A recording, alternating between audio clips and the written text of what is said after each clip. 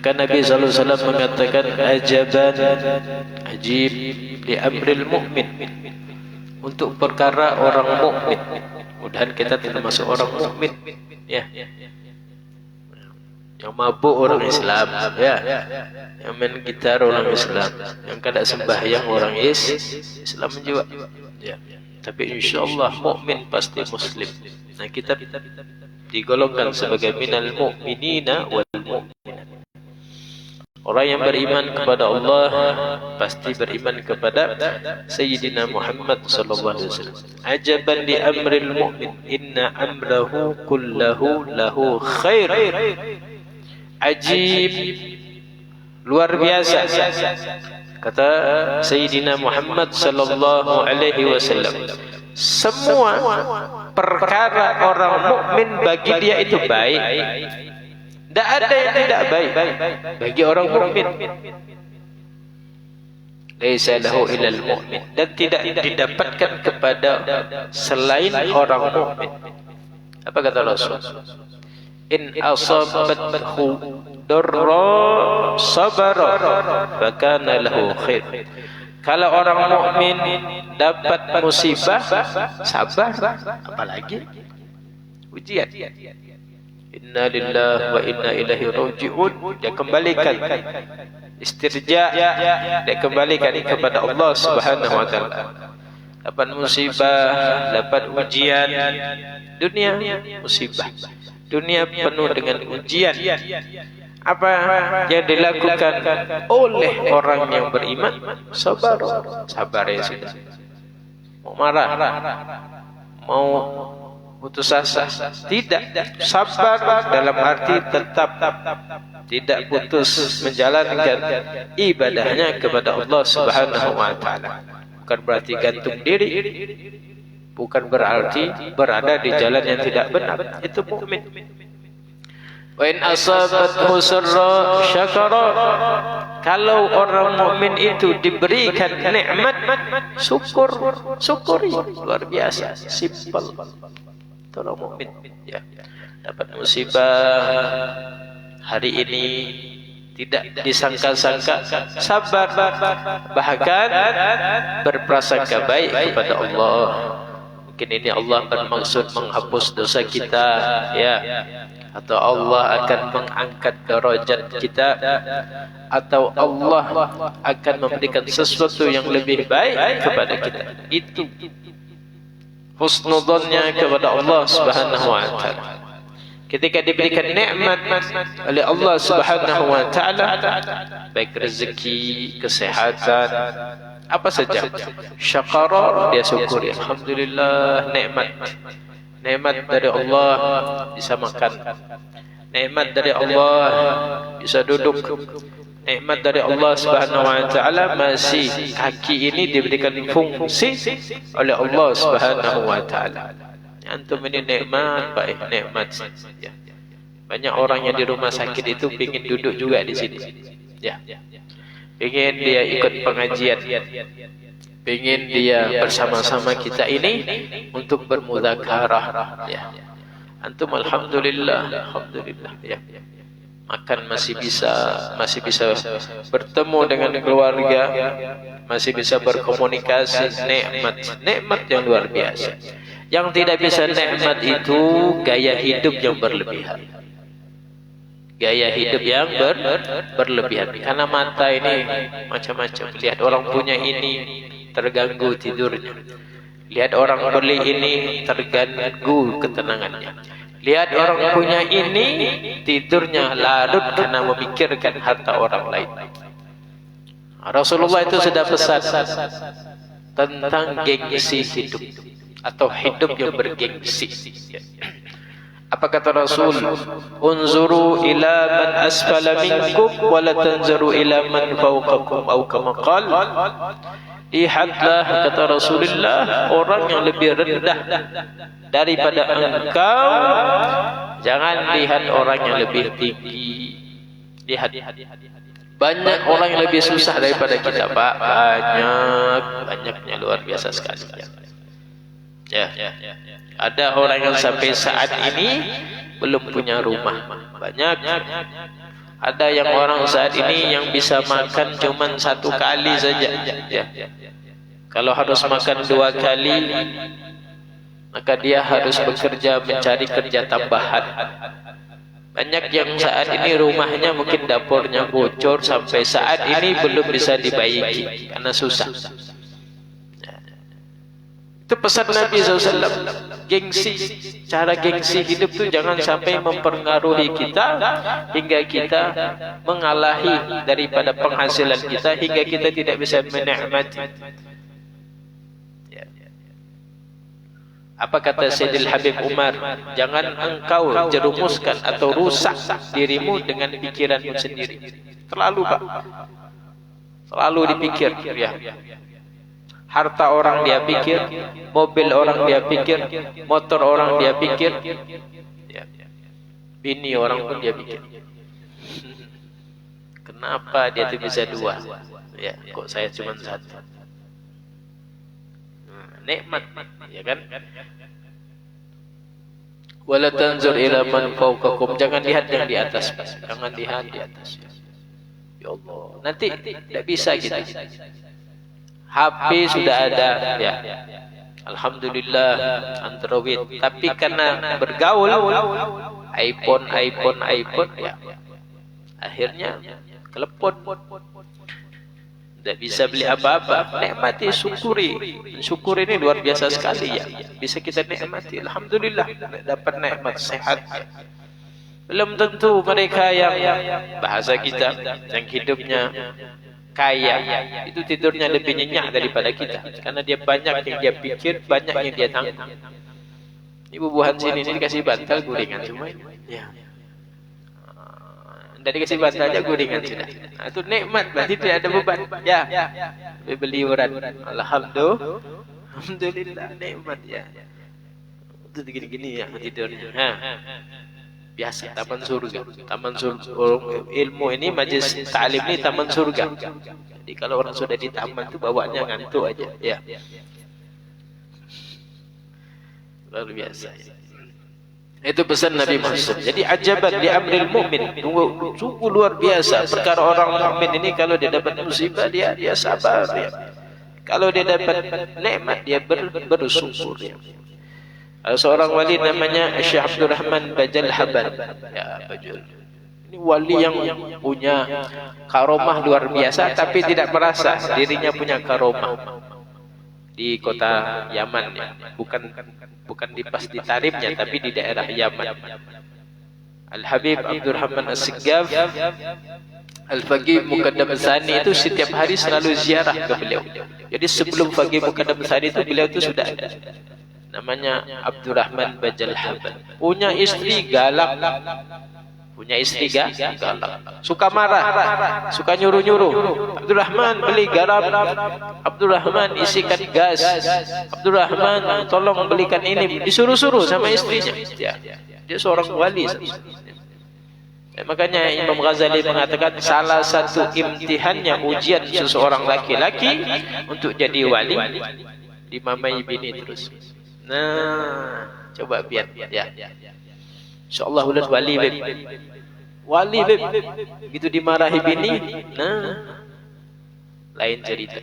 Di antara kata Imam Ghazali, wali besar. Satu ketika beliau disuruh, ya. Disuruh istrinya untuk beli sesuatu. Ya, taruhlah kalau zaman dulu kan gandum, ya. Gandum, kita mungkin beras, gandum, mungkin kurma. Ya. Beli, tapi ketika di jalan ada orang kelaparan, butuh, ya, sesuatu.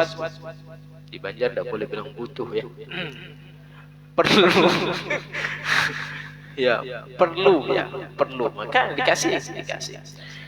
Waduh, ini amunnya ulun kulik umamai ini, ya, karena uang sudah dijulungi sama orang fakir. Tak pulang dah.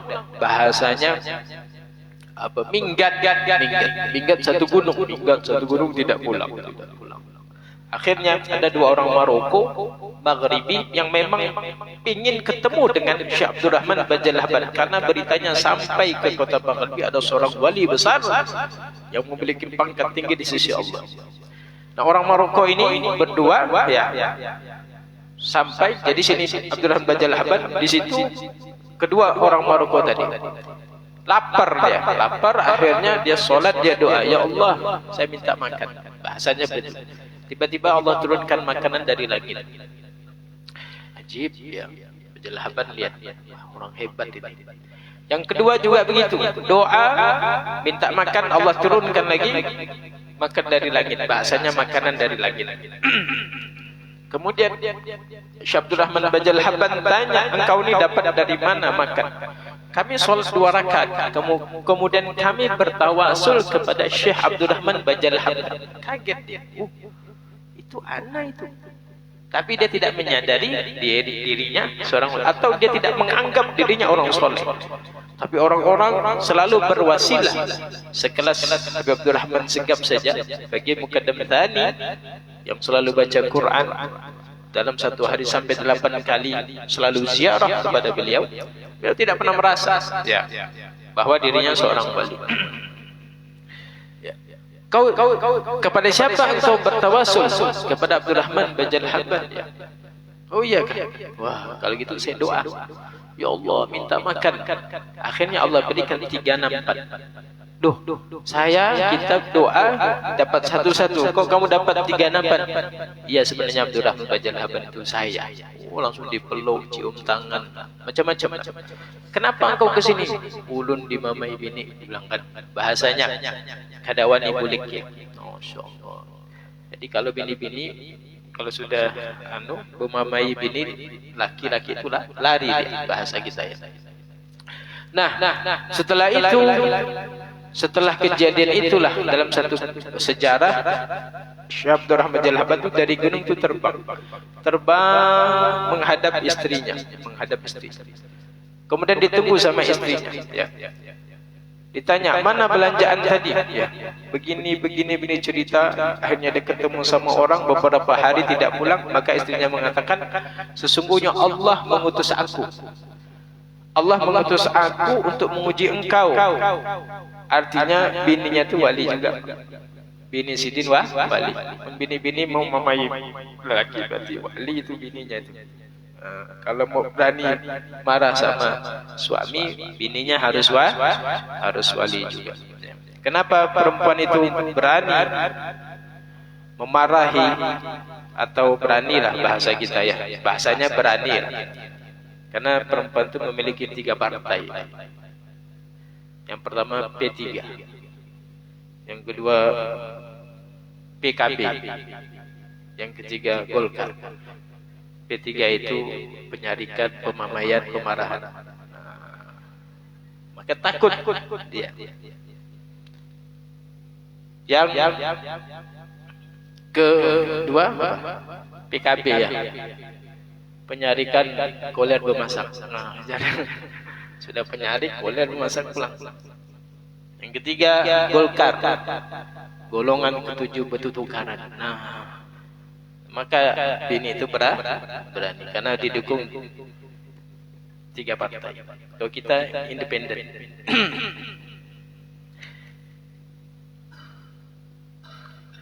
Jadi Abdurrahman Bajal Haban ya tidak merasa dirinya ahli ibadah. Ada sahabat itu desas-desus. Sahabat mengatakan sahabat ini ahli ibadah, min ahli siyam wal qiyam, min ahli salah, min ahli ibadah, ahli salat, ahli ibadah, ahli qiyamul lail, tengah malam selalu bangun. Kita juga bangun sebagian. Kenapa? Karena kerjanya di pasar ikan. Jam 2 bangun. Nabi Muhammad ada di masjid.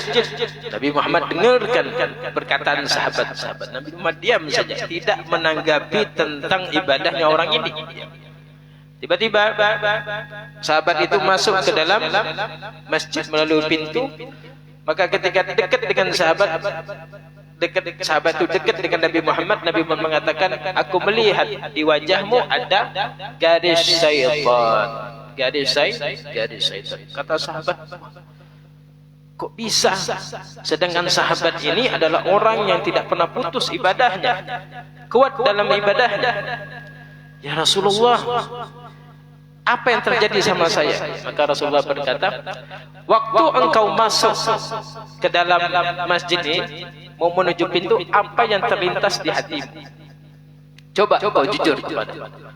Betul ya Rasul. Ketika aku hendak masuk ke dalam masjid ini, di depan pintu aku mengatakan, akulah yang lebih banyak ibadah. Wah, itu kata saya, kata Nabi. Itulah. Jadi Nabi Muhammad itu tidak mau sahabatnya itu bangga dengan ibadah, langsung ditegur hari itu. Itu Nabi Muhammad sallallahu alaihi wasallam.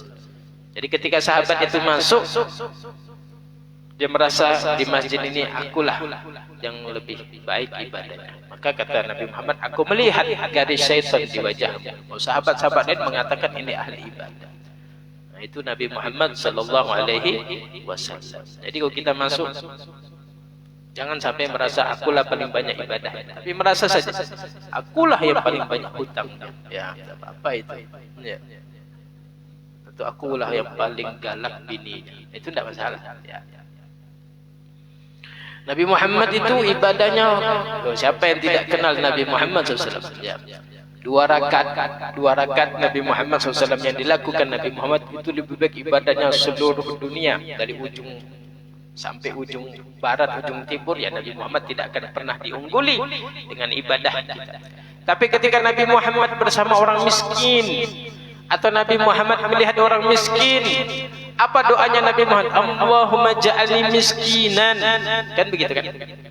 Pernah dengar doa itu kan? Pernah kan? Tadi saya bilang, Allahumma ja'alni miskinan wahsurni ma'a zumratil miskin. Ya Allah, jadikan aku orang miskin, dan ya Allah kumpulkan aku dengan orang miskin. Itu doanya Nabi Muhammad. Nabi Muhammad tidak bilang jadikan orang miskin itu bersama saya, tidak. Tapi jadikan aku bersama orang miskin. Tuh, Nabi Muhammad tidak melihat kedudukan. Lihat bahasanya, Allahumma ja'alni miskinan wahsurni ma'a zumratil masakin. Ya Allah, jadikan aku orang miskin dan kumpulkan aku dengan orang miskin. Bukan Nabi mengatakan kumpulkan orang miskin itu bersama aku. Orang miskin kumpullah kepada aku. Tidak, aku yang ingin kumpul kepada kalian. Mana yang lebih baik antara orang miskin dengan Nabi Muhammad SAW? Sepakat kita akan mengatakan Nabi Muhammad jauh lebih baik. Tapi begitulah didikan Rasulullah SAW. Tidak pernah melihat. Yang Rasulullah lihat, setiap orang mukmin memiliki kedudukan. Ya. Apakah caranya Imam Ghazali? Kalau engkau melihat orang lebih muda daripada engkau katakan di dalam hatimu, dia tidak ada dosanya, aku lebih banyak dosanya. Ketika engkau melihat orang yang lebih tua kepada engkau, maka hatimu mengatakan dia lebih dulu sujud kepada Allah ketimbang aku. Ketika sama, umurnya sama, ya, sezaman, maka katakanlah doa dia lebih makbul, ibadah dia lebih diterima. Itu ajaran Imam Ghazali. Tidak pernah merasa dirinya lebih baik daripada orang lain. Begitu. Nabi Muhammad itu, beliau tidak mengatakan, ya Allah kumpulkanlah orang miskin kepada aku. Ya. Kalaupun Nabi Muhammad mengatakan seperti itu, kan keuntungannya lagi kan kembali ke orang miskin lagi. Kan begitu. Ya Allah kumpulkanlah orang miskin-miskin itu kepada aku. Siapa yang beruntung? Yang orang miskin. Karena Rasulullah yang minta orang miskin bisa kumpul kepada Nabi Muhammad. Tapi Nabi Muhammad dengan bahasanya saja tidak meninggikan dia di hadapan Allah. Dia mengatakan kumpulkanlah aku kepada mereka, orang miskin. Siapa juga yang diuntungkan? Ya orang miskinnya juga yang diuntungkan. Tapi Nabi Muhammad tidak melihat betapa agungnya dirinya hingga dia mengatakan kumpulkanlah aku bersama orang miskin dan bangkitkan aku bersama orang-orang miskin. Tidak mengatakan bangkitkan aku dengan wali-wali atau bangkitkan aku dengan orang-orang para anbiya. Itu tawadhu, rendah hatinya Nabi Muhammad SAW. Itu yang bisa kita pelajari di dalam hati kita. Karena ilmu hati ini Masya Allah.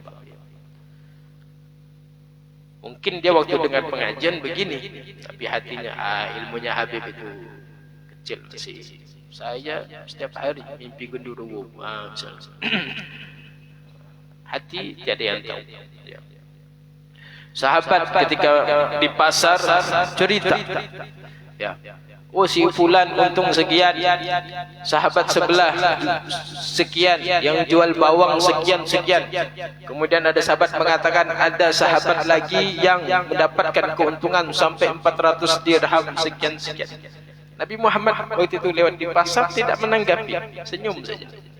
Akhirnya kata Nabi Muhammad, aku tahu ada yang lebih untung daripada sahabat itu. Kata sahabat, ya Rasulullah, kita ini ada di pasar, kita tahu mana yang rugi, mana yang untung. Ya, kata Rasulullah, enggak, saya lebih tahu. Ya. Maka siapa ya Rasul seseorang yang lebih diuntungkan di pasar ini? Maka Rasulullah, dialah yang berwudu kemudian sholat 2 rakaat, itu yang jauh lebih untung daripada yang kau sebutkan. Sahabat kaget dan terdiam. Apa maksud Nabi Muhammad SAW mengatakan seperti itu? Bahwa Rasulullah tidak menginginkan dunia itu dipuja-puja, dunia itu dibangga-banggakan oleh sahabat. Maka Rasulullah langsung menghadirkan, ada yang lebih baik daripada sekian uang yang engkau berikan keuntungan di pasar ini. Seorang laki-laki yang berwudu kemudian sholat 2 rakaat itu jauh lebih baik. Artinya Nabi Muhammad memutuskan kecintaan dunia yang dibicarakan sahabat. Jangan bangga walaupun 400 dirham, 500 dirham, semua itu kecil, ada yang lebih baik. Itu didikan Nabi Muhammad SAW. Ketika melihat sahabatnya salah, hari itu ditegur, ya. Baik lintasan hati ataupun dalam ibadah ditegur oleh Nabi SAW. Karena yang membimbing langsung para sahabat Nabi Muhammad adalah Sayyidina Muhammad SAW. Karena sahabat ini macam-macam, ya. Ada yang mungkin kerja bangunan, ada yang di pasar, ada yang mungkin menyewakan kuda, menyewakan unta. Semuanya dididik oleh Nabi kita Muhammad sallallahu alaihi wasallam. Makanya Rasul sallallahu alaihi wasallam mengatakan, la aisa illa Allahumma la aisa illa al-aisa al-akhirah. Tidak ada kehidupan kecuali kehidupan akhir. Jadi bagi Nabi Muhammad SAW, dunia ini sesuatu yang sementara, yang akan ditinggalkan oleh semua yang hidup di dalam dunia ini. Kemudian ada hadis Nabi SAW, ya,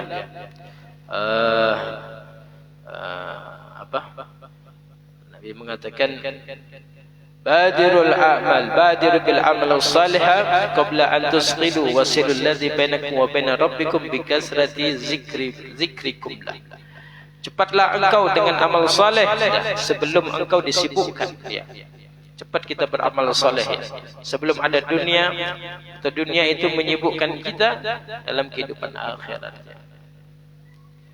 Ya, kita ini kan akan berbuat baik kepada orang yang tahu dengan aib kita lah, Ustaz Ali, ya. Jaga kamu sikap, dia tahu loh kartu, kan begitu. Dia tahu loh aibmu, ya.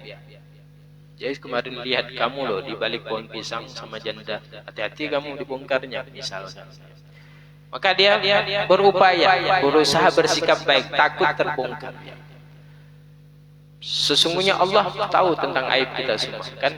Tapi kita tidak memperbaiki hubungan kita kepada Allah Subhanahu wa taala. Makanya kita tidak mau, bahkan jarang menjalin hubungan silaturahim dan hubungan baik. Allah tahu tadi malam di kamar apa yang diniatkan, apa yang dilihat, apa yang diucapkan. Aib kita, kartunya yang pegang Allah. Kan begitu. Kalau kita sama seseorang saja, ya, jar lakinya, ulun kada ini, karena bininya tahu, ya, ini lakiku nih begini orangnya, maunya kita bertengkar, bongkar semua ini. Jadi iya aja, ataupun bininya tidak berani apa-apa, karena aib tahu, kekurangan tahu, ya. Itu kan cerita manusia, ya. Kadang orang itu memberikan penghormatan atau sopan kepada seseorang, di antaranya karena kekurangan kita dibantu atau kekurangan kita ditutup-tutupi, hingga kita berupaya berusaha terlihat baik di hadapan kita. 24 jam kekurangan, keaiban kita Allah tahu, tapi Allah masih tutupi. Nah, bagaimana? Sebagaimana kita selalu menjalin perbuatan baik kepada manusia yang tahu tentang aib-aib kita, nah begitu juga lah kita kepada Allah Subhanahu wa taala. Dipanggil salat, hayyalus salam, hayyalal falah, datang ke masjid, ya. baca Quran dia, waktu subuh, waktu maghrib dia. Karena Allah yang tahu semua kekurangan kita. Tapi Allah dengan ibadah kita, Allah tidak pandang seperti itu. Selama kita memang butuh kepada Allah Subhanahu wa taala. Ya, selama kita tidak membuka aib orang lain, ya, Allah tutup aib-aib kita. Itu baiknya Allah Subhanahu wa taala. Qabla an tusghilu wasilu alladhi bainakum wa baina rabbikum. Sambunglah ya hubungan engkau antara engkau kepada Allah Subhanahu wa taala dengan apa? Banyak mengingat Allah Subhanahu wa taala. Astaghfirullahaladzim, astagfirullah. Baca salawat, baca Al-Quran. Karena kebajikan Allah 24 jam diberikan Allah kepada kita. Kita awalnya telanjang, lahir tidak punya apa-apa, tapi diberikan rezeki sama Allah. Bukan hanya baju, bahkan punya perusahaan baju. Bukan hanya celana, tapi punya pabrik celana. Allah berikan rumah mewah, kendaraan, semuanya. Gunakanlah fasilitas yang diberikan oleh Allah Subhanahu wa taala untuk bisa kita dekat sama Allah dan dekat kepada Nabi kita Muhammad sallallahu alaihi wasallam.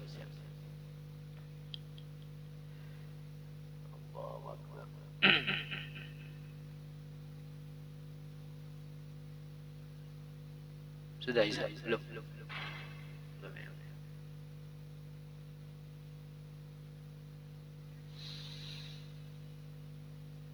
Anna dunya yu'tiha man yuhibbu wa man la yuhibbu wa la yu'til ilma illa man yuhibbu minal abrar. Kita sering dengar ayat ini atau hadis ini. Dunia itu diberikan kepada yang Allah cintai dan tidak Allah cintai. Orang kafir dapat dunia, anak durhaka dapat dunia, orang yang tidak sembahyang pun diberikan. Artinya bebas, tidak spesial. Tidak spesial. Apa tuh? Kalau barang jarang itu limited edition gitu ya. Itu tidak sembarangan diberi. Ini mau ini ambil aja. Nanti yang fakir yang apa ambil aja. Kue ini ambil aja. Ya. Jalan kotek ini kasih aja sama orang-orang masih. Tapi bingka jangan. Bingka nih kesan penceramah. Walaupun tidak pernah ada bingka di sini. Ya.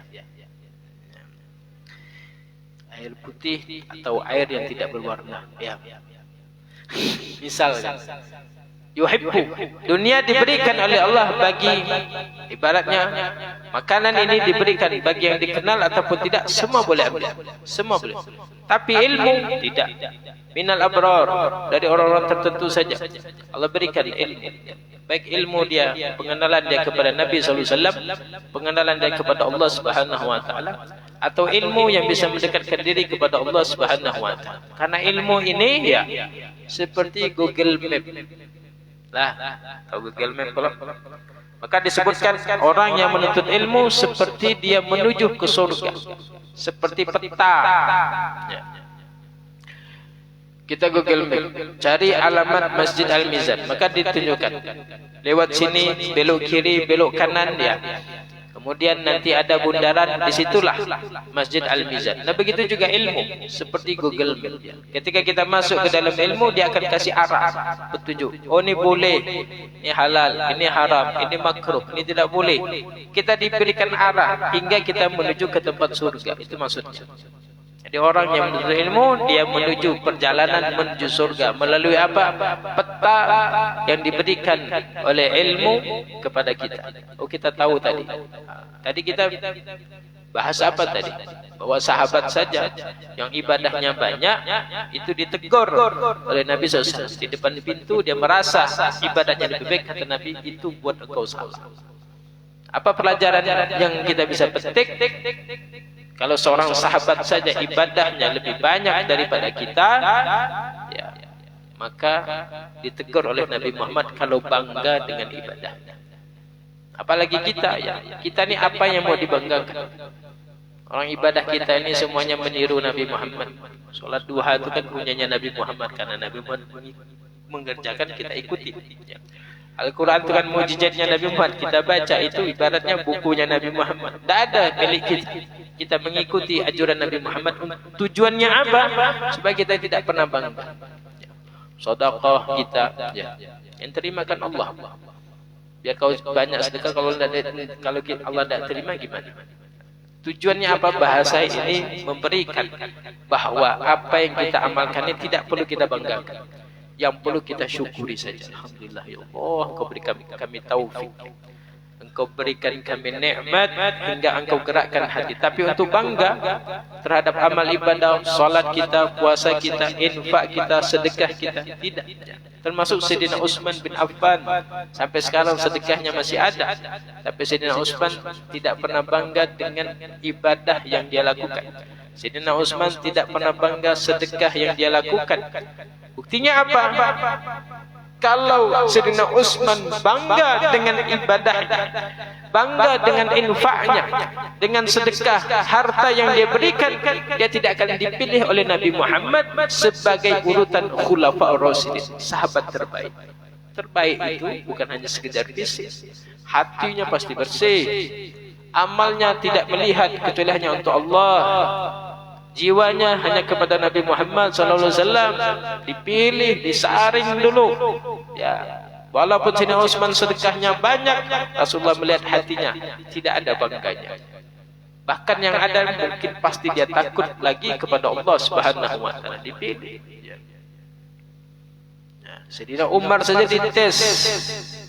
Apa buktinya engkau cinta kepadaku? Hartaku untuk engkau ya Rasul, kurang. Tak. Apalagi anakku kau lebih aku cinta daripada anak. Kurang. Hartaku kau lebih aku cintai daripada hartaku, kurang. Bahkan Nabi Muhammad SAW, aku, hartaku, jiwaku, semuanya itu aku berikan untukmu, dan aku lebih cinta kepada engkau daripada jiwaku sendiri, daripada hartaku, daripada anakku dan keluargaku. Itu Sayyidina Umar saja digitukan oleh Nabi Muhammad SAW. Apalagi kita, ya. Karena cinta itu pengorbanan. Cinta itu pengorbanan. Ya. Kita berkorban di dalam ilmu, berkorban kita di dalam ibadah, dalam waktu. Ya. Sayyidina Umar saja diminta, mana bukti pengorbanan engkau terhadap Nabi Muhammad sallallahu alaihi wasallam? Sama Sayyidina Abu Bakar Siddiq, semua hartanya untuk Nabi Muhammad sallallahu alaihi wasallam. Sayyidina Ali, semuanya untuk Nabi Muhammad sallallahu alaihi wasallam, dan tidak pernah berbangga diri terhadap ibadahnya. Makanya beliau mampu mengatakan, aku rela menjadi budak orang yang bisa mengajarkan aku walaupun satu huruf. Jadi budak, Pak, menjadi pembantu. Budak dia mau. Artinya apa?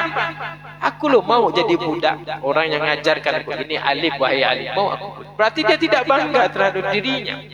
Padahal Nabi Muhammad mengatakan, Ali Madinatul Ilim wa ana babuha. Ali itu aku ni kotanya Madinah, kotanya ilmu. Ali pintunya. Barat ini ilmunya Nabi Muhammad saat masjid harus lewat pintunya Ali. Tapi Ali mengatakan, aku rela jadi budak orang yang bisa man allamani walau harfan wahidan, walaupun orang itu mengajarkan aku satu huruf. Berarti tidak bangga dengan ilmunya, tidak bangga dengan hadis-hadis Nabi Muhammad yang memuji kepada beliau. Maka beliau dipilih sebagai khulafa ar-rasyidin, sahabat-sahabat. Kenapa? Nah itu artinya kita berupaya, berusaha. Ya. Itu kalau kada ulun yang biaya, kada umroh dia. Nah, lain lagi cerita kan. Itu karena ulun bang yang masukin. Nah, itu yang dimaksud oleh orang tidak akan diberikan ilmu, apalagi ilmu yang saya maksud tadi, kecuali man yuhibbuhu minal abrar. Jadi kita dihadirkan di sini, kita tanpa kita pernah rencanakan, dan saya juga tidak pernah merencanakan akan menceritakan ini. Tujuannya Allah pasti baik, memperingatkan bahwa kita ini tidak akan pernah berbangga diri daripada ibadah yang dilakukan, karena pasti banyak termasuklah Nabi Muhammad, ya, mau berkumpul dengan orang miskin dan minta dikumpul dengan orang miskin. Bukan Nabi Muhammad berdoa orang miskinlah datang kepadaku, tapi Nabi Muhammad mengatakan, ya Allah, kumpulkanlah aku dengan orang miskin. Itu kalimat yang luar biasa, menunjukkan Nabi Muhammad zuhud, rendah hati, tawadu, sangat adab kepada Allah Subhanahu wa taala. Mudah-mudahan kita bisa sedikit demi sedikit mengikuti dan memperbaiki niat dan hati kita atas ibadah yang kita lakukan semata-mata hanya menghadap ridha Allah dan sahabat Nabi Muhammad sallallahu alaihi wasallam. Amin ya rabbal alamin. Allahumma jamila bil afiyah wa salama fi nafil taqwa istiqamah wa najmatin nadama fil hal wal mal innaka sami'ud du'a. Rabbana atina fid dunya hasanah fil akhirati hasanah wa qina adzabannar. Sallallahu alaihi wasallam Muhammad nabil ummi wa alihi wa sahbihi baraka wa sallam. Alhamdulillah alamin. Assalamualaikum warahmatullahi wabarakatuh.